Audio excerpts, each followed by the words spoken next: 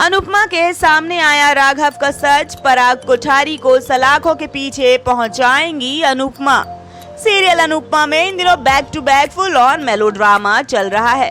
अनुपमा के सामने इतना पुराना राज आ गया है कि राघव के बेकसूर होने के बाद भी पराग कोठारी ने राघव को झूठे मर्डर केस में जेल भिजवाया था।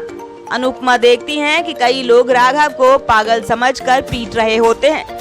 ऐसे में अनुपमा राघव को किसी तरह से बचाकर अनुपमा की रसोई में लेकर जाती हैं, जहां राघव हाथ में चाकू ले लेते हैं और सामने आने वाले हर शख्स पर हमला करने को तैयार खड़े रहते हैं। ये सब देख अनुपमा राघव को रसोई में ही बंद कर देती हैं और अगली सुबह डॉक्टर को बुला कर लाती हैं। राघव के इस पैनिक अटैक के बारे में अनुपमा डॉक्टर को बताती हैं।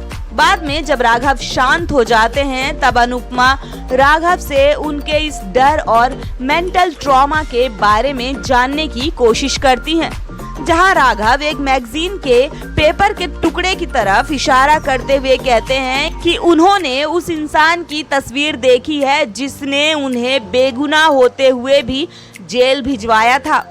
अनुपमा उस मैगजीन के टुकड़े की तरफ देखती है और जैसे ही खोलती हैं तो पराग कोठारी की तस्वीर देख हैरान रह जाती हैं।